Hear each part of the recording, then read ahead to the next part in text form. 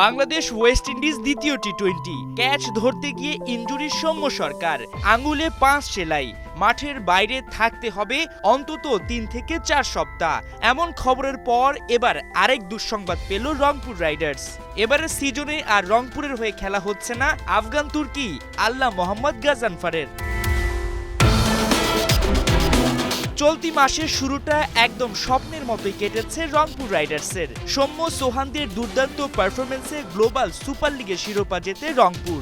BPL এর আগে যা ছিল দলটার জন্য বেশ কার্যকরী।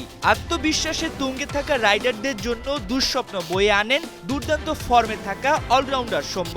ক্যারিবিয়ানদের বিপক্ষে দ্বিতীয় টি-20তে ইনজুরির কবলে পড়ে 3 থেকে 4 সপ্তাহের জন্য মাঠের বাইরে চলে যান তিনি। সৌম্যের এমন খবর আকাশ ভেঙে পড়ার মতোই রাইডারদের জন্য, কারণ 30 ডিসেম্বর থেকে শুরু হচ্ছে বিপিএল এর 11তম আসর। যদি সৌম্যের সেরে উঠতে 3 সপ্তাহ সময় লাগে, সেক্ষেত্রে অন্তত রংপুরের হয়ে প্রথম 6 ম্যাচ খেলতে পারবেন না তিনি। আর যদি এর চাইতেও বেশি সময় লাগে, তবে 8 ম্যাচে তার সার্ভিস পাবে না উত্তরবঙ্গের ফ্র্যাঞ্চাইজিটি। এতে কম্বিনেশন সাজাতে বিপাকে পড়বে দলটি। এই যখন হাল, তখন আল্লাহ মোহাম্মদ গাজানফারের খেলতে না আসার বিষয়টি আরও বিপদেই ফেলল রাইডারদের।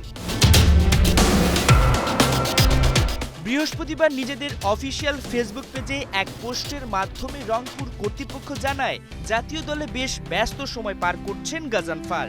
জিম্বাবুয়ের বিপক্ষে প্রথম টেস্টের আগে নিজের নাম সরিয়ে নেন রশিদ খান। তার জায়গায় দলে সুযোগ পেয়েছেন গাজানফার। ফলে রংপুরের হয়ে আর খেলা হচ্ছে না এই তারকা লেগ স্পিনারের। চুক্তি বাতিল করেছেন তিনি।